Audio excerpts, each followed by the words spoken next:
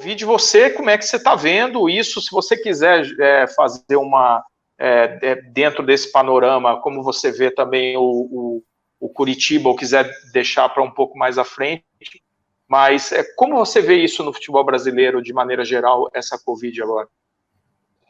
Bom, em primeiro lugar, eu acho que é um justo reconhecimento, né? Que naquela época, isso foi em 2012 que nós iniciamos esse trabalho, nós tínhamos uma ajuda muito grande do Bandeira, que era o presidente do Flamengo na época, o Júlio, que era o presidente do Internacional, e o Alex Portela, que era o presidente do Vitória. Essas pessoas nos ajudaram muito em reuniões no Congresso, em reuniões com os deputados e até com o Ministério da Fazenda, depois com a Advocacia da União e, finalmente, com a presidente, que na época era a presidente Dilma, né? Então, essas pessoas foram importantes nesse processo. Veja, eu tenho uma preocupação muito grande, porque os clubes, eles vivem do ontem, né? O que eles arrecadam ontem para pagar o amanhã. Isso foi uma cultura dos clubes equivocada, que veio se dimensionando. E pior, os salários que não eram compatíveis com seus orçamentos, sempre com aquela visão futura de que amanhã eu vendo o jogador, amanhã eu ganho um título, e com isso eu vou cobrindo o meu déficit. Resultado, veio a situação da pandemia inesperada para todo mundo, e nós perdemos, assim, todas as linhas de financiamento do dia a dia do futebol. A televisão segurou seus pagamentos. Nós sabemos que foi um momento dos campeonatos regionais, onde todos são deficitários, a não ser de São Paulo, os demais são deficitários. E aí, o pior, os contratos continuam em vigor. Os salários, não, mesmo com a medida provisória do governo, muitos clubes não conseguiram adequar essa diminuição de salário, até porque essa diminuição até 30%, ela, para muitos clubes, não fez efeito nenhum, porque a perda do seu orçamento foi brutal. Então, eu vejo que hoje, eu estava analisando os balanços de 2019 dos 20 clubes da Série A e percebi que 10 clubes ali, em final de dezembro, já estavam com todos no vermelho, esses 10. E dos 20 clubes, a soma dos 20 clubes ainda assim gerava um déficit, se não me engano, de 680 milhões. A soma dos 20 clubes, considerando os 10 que deram superávit com os 10 que não deram resultado positivo. Isso quer dizer o seguinte: 2019 fechou uma receita dos clubes da primeira divisão 6 bilhões e fechou uma dívida de 8,3 bilhões. Quer dizer, nós estamos no fundo do poço. Não vejo, assim, uma solução a curto prazo, a não ser que os clubes se unam. E veja, a união dos clubes é fundamental, porque eu estava até, esses tempos atrás, conversando com um grande amigo que eu considero, que é o Marcelo Campos Pinto.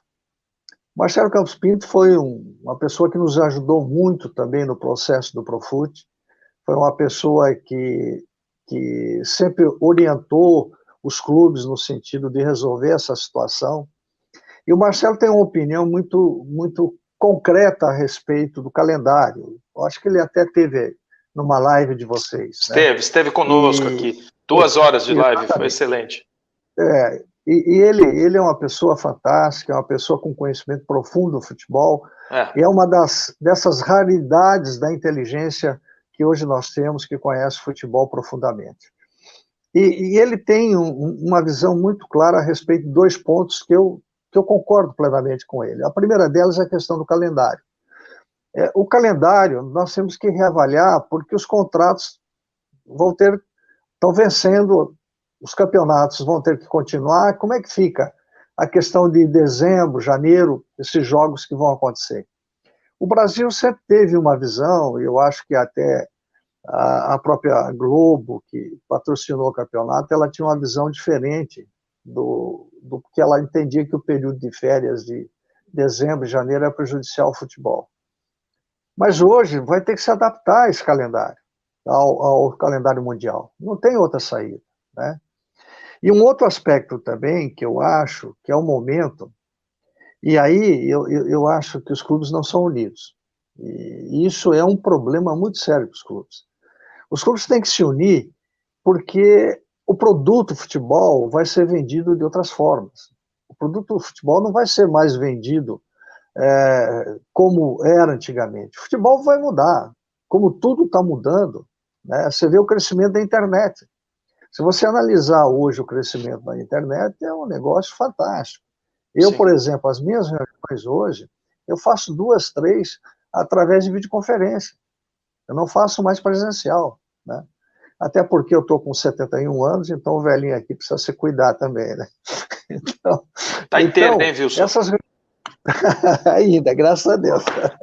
Mas vai mudar tudo. E o futebol, o produto futebol, a concepção do produto, ele vai mudar.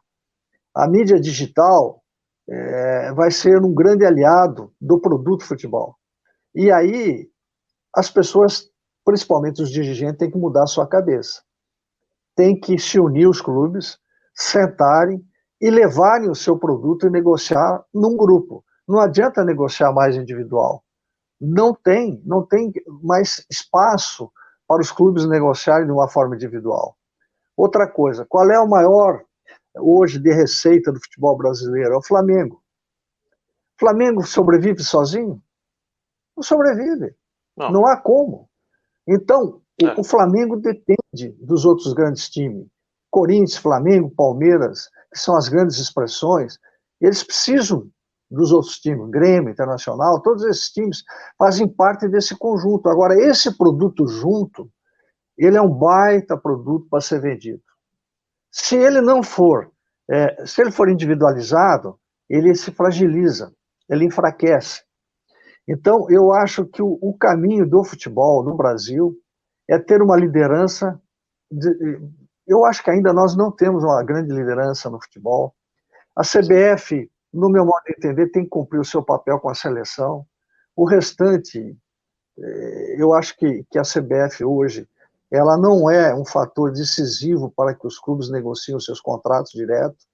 Os clubes têm que ter essa união, essa política de negócio, né?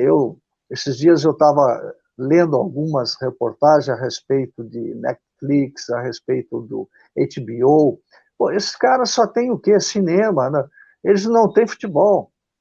A Sky só cresceu na Inglaterra quando colocou futebol no seu produto, né? E hoje é uma das grandes empresas da Inglaterra, né? Você veja a Amazon.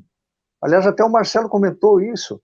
A Amazon, ela comprou o campeonato inglês, 20 partidas, cresceu 35%, né, no seu produto de assinaturas, e agora comprou o campeonato alemão, uma parte lá da liga do campeonato alemão. Por quê? Porque é um grande negócio. Agora, se os clubes não se unirem, não fizerem esse conjunto de negócio, não vender o seu produto de uma forma diferente, o futebol, ele vai cada dia, ele não vai sobreviver. Porque o dia de jogo hoje, ele já não vai trazer rentabilidade, as margens de publicidade vão cair, não tenha dúvida, num primeiro momento vai cair muito. A televisão, eu não sei até que ponto a Globo vai suportar, por enquanto tem um contrato, enquanto vigorar esse contrato, evidentemente que ela vai honrar, mas e depois? Como é que fica essa situação? Os clubes têm que ter uma arma muito forte na mão. E, para mim, a grande arma é a união dos clubes para vender o seu produto de futebol. Agora, Boni, só dando uma continuidade, Wilson, como fazer para que eles se unam? Porque, por exemplo, a gente esteve aqui com o Guilherme Belintani, que é uma desses novos nomes, né, muito bom aí, fazendo um trabalho muito bom no Bahia. A gente esteve aqui com o Marcelo Paz do Fortaleza, e os dois falaram que sentem hoje os clubes mais unidos. Talvez porque eles estejam no Nordeste, o Nordeste tem a sua própria liga, né? Ele já tem um sentimento de um pouco mais de união. Mas a gente teve aqui, por exemplo, no dias seguintes ali com o Romildo e com o Alexandre, vice-presidente do Internacional, e eles falaram, olha, não acredito, acho que passou a pandemia, cada um para o seu lado, e não há muito o que fazer. O presidente do Atlético Mineiro tem falado muito agora por conta dessa discussão sobre um possível pleito junto ao BNDES, da necessidade dos clubes se unirem, mas como fazer para tornar isto realidade? Aonde está o entrave? E que dure, né, Fernando? O entrave... Só por teve favor, gente que até falou, não, só para complementar, Wilson, teve o presidente do Grêmio, né, o Romildo Bolzan, e o vice, Alexandre Chaves, do Inter, também passaram, a gente até perguntou, né, Fernando? Eles falaram, olha, eu acredito numa união, mas temporária, né, porque que facilite agora as negociações no período de pandemia, mas depois isso acaba passando. É uma união que dure também, né, Fernando? Sim. O grande problema é que há uma questão de valorização demais da sua marca, né? Eu não vou repartir minha marca com ninguém, porque eu sou forte, eu tenho lá 100 mil associados, eu tenho 20 mil, eu tenho 30 mil, e com isso eu crio uma expectativa de um poder que ele é efêmero, ele é passageiro. Eu vou dar um exemplo aqui, gente, o Cruzeiro. O Cruzeiro, há 10 anos atrás, era o time que mais comerciava jogadores. Teve um ano que ele comerciou 120 e poucos jogadores. Ele bateu o recorde na venda de jogadores. Ele foi bicampeão brasileiro. E hoje está onde? Na segunda divisão. Com uma dívida absurda e não tem capacidade financeira para sair disso. O que os clubes têm que entender é que o futebol é um negócio hoje. O futebol, ele é a paixão do torcedor, ele busca títulos, mas ele tem que ser encarado com o futebol.